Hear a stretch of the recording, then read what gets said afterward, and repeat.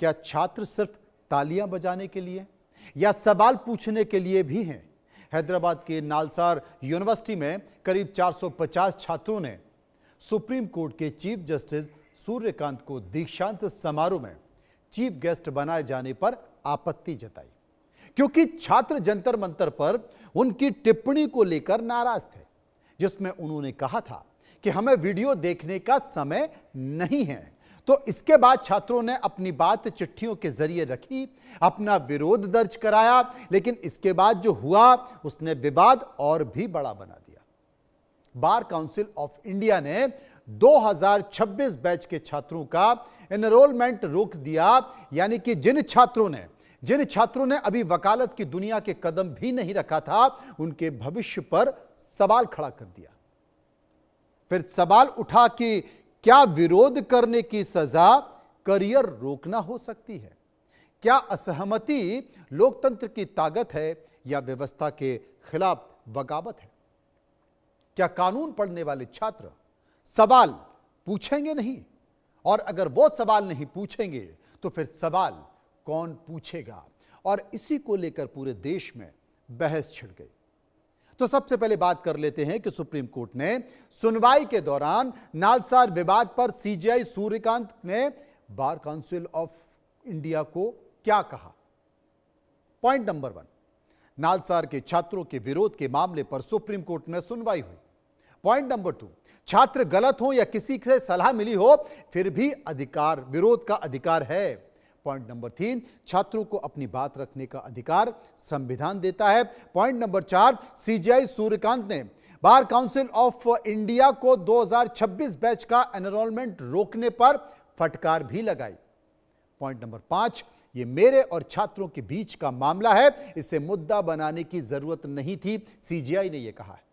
Point number 6, bar council इसमें दखल देने वाला होता कौन है, सीजेआई ने इस बात का जिक्र किया। और पॉइंट नंबर 7, सुप्रीम कोर्ट ने बार काउंसिल ऑफ इंडिया को नोटिस भी जारी किया है। पॉइंट नंबर 7, यूनिवर्सिटी के किसी छात्र या फैकल्टी पर कार्रवाई ना करने का आदेश दे दिया है। पॉइंट नंबर 8, विरोध करने पर छात्रों को भविष्य दांव पर नहीं लगाया जा सकता। मैं भी एक समय छात्र रहा हूं और इस तरह के विरोध प्रदर्शन को मैं समझता हूं, यह सीजेआई ने टिप्पणी की है। लेकिन बात यहीं पर खत्म नहीं होती है। सीजेआई सूर्यकांत लॉ यूनिवर्सिटी के छात्र आमने सामने आ गए थे। कब आ गए मैं आपको बताता हूं। नालसार हैदराबाद की जो लॉ यूनिवर्सिटी है, जिसमें करीब 1400 छात्र पढ़ते हैं, 450 छात्रों ने सीजेआई को दीक्षांत समारोह में चीफ गेस्ट बनाने का विरोध किया था। छात्रों की नाराजगी सीजेआई की एक हालिया टिप्पणी को लेकर थी। 22 जुलाई को सुप्रीम कोर्ट में छात्र प्रदर्शनकारियों पर पुलिस कार्रवाई से जुड़ी याचिका पर सुनवाई कर रहे थे। सीजेआई ने प्रदर्शनकारियों से वीडियो देखने से इनकार किया और कहा कि हमारा समय बर्बाद ना करें। हालांकि इंडिया न्यूज से बातचीत के समय हमारे संवाददाता संभव ने यह बात की तो उन्होंने इस बात का खंडन भी किया था। 23 जुलाई को 70 एलएलबी छात्रों ने पहली चिट्ठी लिखकर, उस वक्त पहली चिट्ठी लिखी थी जिसमें सीजेआई को चीफ गेस्ट बनाने का विरोध किया। 25 जुलाई को 2027 से 2031 तक के 380 और छात्रों ने विरोध का समर्थन कर दिया। कुल मिलाकर 450 छात्र हुए, सीजेआई को चीफ गेस्ट बनाने के विरोध में आए और डिग्री लेने से उन्होंने इनकार कर दिया। अब क्या हुआ? बार काउंसिल ऑफ इंडिया के उस फरमान को भी जान लीजिए जो बीसीआई ने छात्रों की कार्रवाई की। 13 अगस्त को बीसीआई यानी कि बार काउंसिल ऑफ इंडिया के अध्यक्ष मनन मिश्रा ने नालसार के 2026 बैच का एनरोलमेंट रोक देने की बात कही। सभी स्टेट बार काउंसिलों को छात्रों का एनरोलमेंट रोकने के निर्देश दिए। बीसीआई ने नालसार के बीसी से 3 दिन के अंदर इस मामले पर रिपोर्ट भी मांगी थी। यूनिवर्सिटी से कैंपस चलाने की पहचान करने वालों को भी मांग की थी। उन्होंने कहा था कि इनकी पहचान को स्पष्ट तौर पर बताया जाए। कैंपेन का ड्राफ्ट बनाने और छात्रों को जुटाने वालों की भी जानकारी मांगी गई थी और मीडिया से संपर्क, ऑनलाइन ग्रुप चलाने वालों की भी जानकारी मनन मिश्रा ने मांग ली थी। कानून के छात्रों से सर्वोच्च न्यायिक पद का सम्मान अपेक्षित है, बीसीआई ने इस बात का जिक्र किया था। और सम्मान ना करने वाले छात्र जिम्मेदार वकील, शिक्षक या जज बनने योग्य नहीं हैं, यह बात बार काउंसिल ऑफ इंडिया ने कही थी। टकराव यहीं से शुरू हुआ। वहीं बीसीआई का यू टर्न भी सामने आया। जब टकराव हुआ और लगा कि बात हद से बाहर निकल गई है, तो ये यू टर्न जो निकल कर आया उसमें क्या हुआ, आदेश के कुछ घंटे बाद बार काउंसिल ने अपना रुख बदल दिया। बार काउंसिल ऑफ इंडिया ने कहा कि 2026 बैच के ज्यादातर छात्र निर्दोष हैं। फैक्ट नंबर 3, इन छात्रों की सीजीआई के अनादर वाले अभियान में कोई भी भूमिका नहीं थी। और बीसीआई ने यह भी कहा कि कुछ शिक्षकों ने छात्रों को अभियान में शामिल करने की कोशिश की थी। और फैक्ट नंबर 5 कि इसके बाद सभी छात्रों को स्टेट बार काउंसिल में एनरोलमेंट होने की अनुमति दे दी गई। छठवां, हालांकि बीसीआई ने बीसी की रिपोर्ट का इंतजार जारी रखा। सातवां, रिपोर्ट के आधार पर आगे की कार्रवाई पर फैसला लेने की भी बात कही गई। ये तमाम सारी बातें हैं और ये बात यहीं पर खत्म नहीं होगी, बात फिर भी बढ़ेगी। तो बीसीआई के एक्शन के बाद सुप्रीम कोर्ट बार एसोसिएशन ने भी ऐतराज जता दिया कि भाई बीसीआई ऐसे कैसे कर सकता है। बार काउंसिल ऑफ इंडिया के आदेश पर सुप्रीम कोर्ट बार एसोसिएशन ने ऐतराज जताया। एससीबीए के अध्यक्ष विकास सिंह ने बीसीआई के शुरुआती आदेश पर आपत्ति जताई। बीसीआई की कार्रवाई को मनमाना और जरूरत से ज्यादा बताया। एससीबीए ने कहा कि छात्रों को अपनी बात रखने की सजा नहीं मिलनी चाहिए, विरोध करने पर वकालत के प्रवेश रोकने की धमकी नहीं दी जानी चाहिए, जो कि दी गई थी। तमाम सारी बातों के बीच मैं संभव के पास चलूंगा और उनसे जानने की कोशिश करूंगा। उसके बाद फिर हम एक सर्वे भी दिखाएंगे जो हमने जनता के बीच जाकर किया। संभव, ये जो हुआ है, जो घटना घटी है, उस घटना को आप कैसे देख रहे हैं?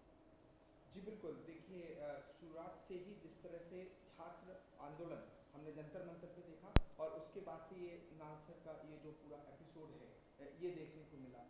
दोनों ही एक तरह से विवाद के, बहस के घेरे में हैं। और मेरे पास इस वक्त सुप्रीम कोर्ट का आज का वो ऑर्डर की कॉपी है जहां पर ये साफ सुप्रीम कोर्ट ने कहा है, डिटेल्स आपने बता ही दी, मैं लिखित जो ऑर्डर है उसका जो मेन पॉइंट है वो बता देता हूं कि विद्यार्थियों पे, छात्रों पे, जो छात्र विरोध कर रहे हैं नालसर के, उन पर कोई प्यूनिटिव एक्शन नहीं होगा, ना ही किसी फैकल्टी मेंबर पे कोई भी किसी भी तरह का एक्शन होगा, दंडात्मक कार्रवाई इस तरह की नहीं होगी। और बार काउंसिल को एक लिखित जवाब भी देना है, एक एफिडेविट देना है और अगली सुनवाई 3 सितंबर के लिए निर्धारित की है। ये लिखित आदेश सुप्रीम कोर्ट का 1 पन्नों का 3 जजेस का, जो चीफ जस्टिस ऑफ इंडिया मुख्य न्यायाधीश इसकी अगुवाई कर रहे थे, 3 जजों की बेंच, इसका ये आदेश है। और इसमें साफ तौर पे बार काउंसिल ऑफ इंडिया को जवाब देना है। ये एक। दूसरा, उन 2 लेटर्स की हम बात कर लेते हैं। जो लेटर्स पहले बार काउंसिल ऑफ इंडिया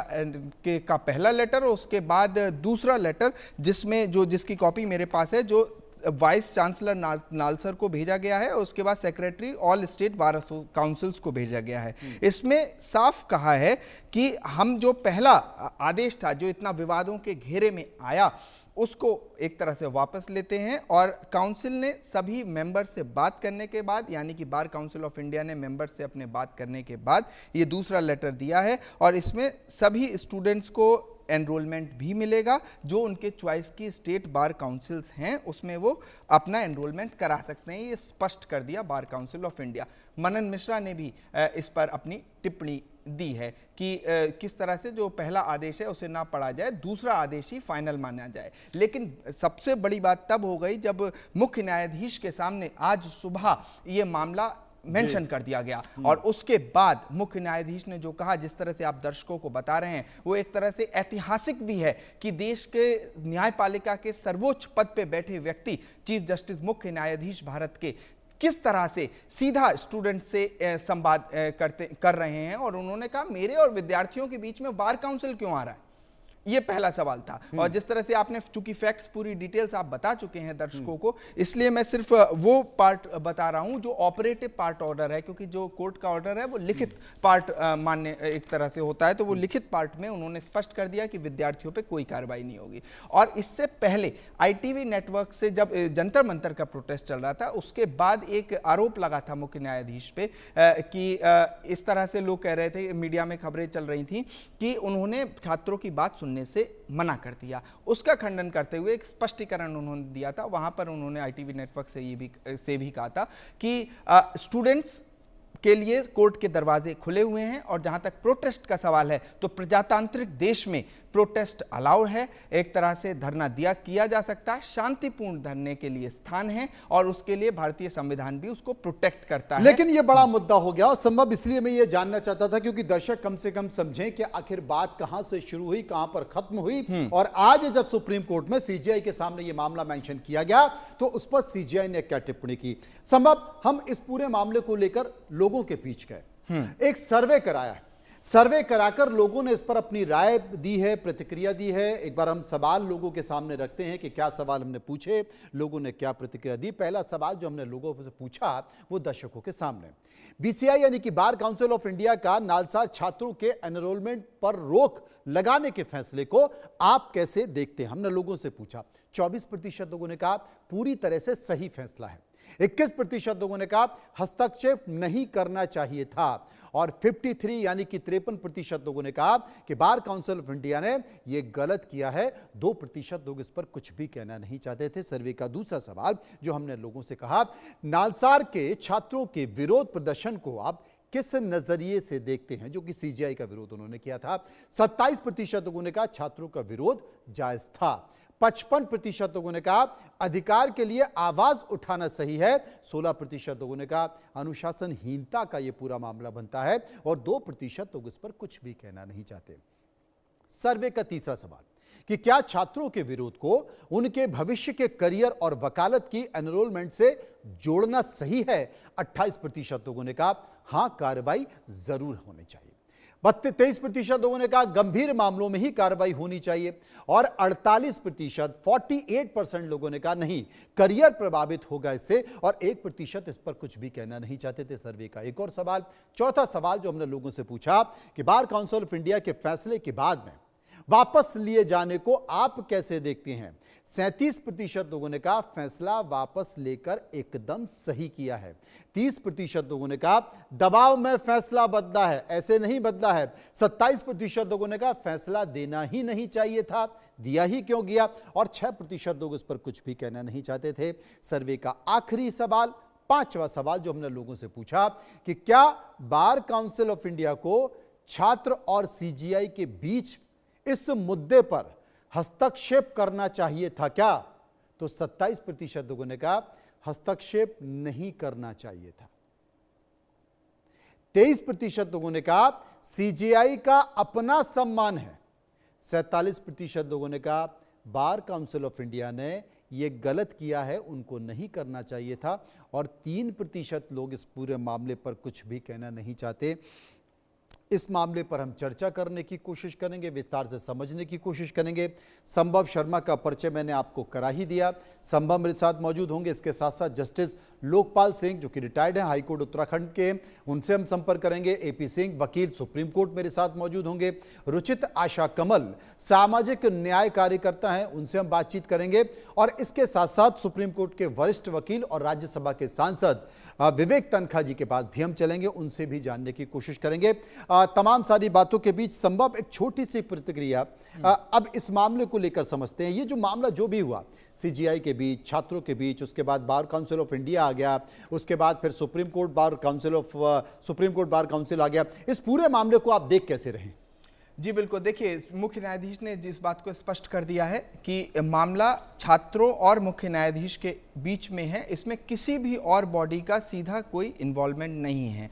और चाहे मीडिया के जरिए सीजीआई ने अपनी बात रखी हो, चाहे कोर्ट नंबर 1 से जहां वो बैठते हैं वहां से उन्होंने बात रखी हो, वो छात्रों से एक तरह से दो उन्होंने महत्वपूर्ण अपील की है। पहला कि अगर आपको विरोध करना है तो आपका ये अधिकार है, और इस बार जो विरोध था वो किसी शिक्षा मंत्री का विरोध नहीं, मुख्य न्यायाधीश का स्वयं एक तरह से विरोध हो रहा था। और एक तरह से संवैधानिक पद पे बैठे हुए व्यक्ति जो मास्टर ऑफ द रोस्टर हैं मुख्य सुप्रीम कोर्ट के, उनका विरोध हो रहा था और उसको भी एक तरह से अलाउ किया। इतिहास में कभी क्या इस तरह की कोई घटना घटी है कि सीजीआई का इस तरीके से विरोध छात्रों ने कर दिया हो, या इतना विरोध कि साहब डिग्री लेने से इनकार कर दिया हो? कभी आपने सुना है, देखा? देखिए, मैं लगभग 7-8-10 सालों में इस तरह की चीजें देखने को नहीं मिली हैं। पहले नहीं, के मुझे भी अगर उससे पत्रकारिता के पहले- करीब 30 साल होने जा रहे हैं, मैंने भी कभी ना सुना ना देखा ऐसा। हाँ, इसलिए मैं लेकिन पूछ रहा हूं। महत्वपूर्ण ये है, ये जब हम अपने गेस्ट के पास जाएंगे जो कि स्वयं जुडिशरी में रहे हैं, खासकर पूर्व जज और जो सुप्रीम कोर्ट में प्रैक्टिसिंग लॉयर्स हैं, वो इस पे बेहतर बता पाएंगे कि इस तरह की परिस्थितियां अगर देश में बनती हैं तो उसका एक तरह से प्रजातांत्रिक सोल्यूशन क्या है, उसका ये निर्णय बड़ा निष्कर्ष सवाल है, कैसे बड़ा होगा? एक संवैधानिक संकट भी इसे कह सकते हैं कि भाई ऐसी परिस्थिति में क्या हो सकता है जब जुडिशरी के सर्वोच्च पद पर बैठे व्यक्ति का छात्र अगर इस तरीके से विरोध कर रहे हैं तो इसे कैसे समझें। इस बीच मेरे साथ विवेक तनखा साहब मौजूद है, मैं उनके पास चलता हूं। विवेक जी,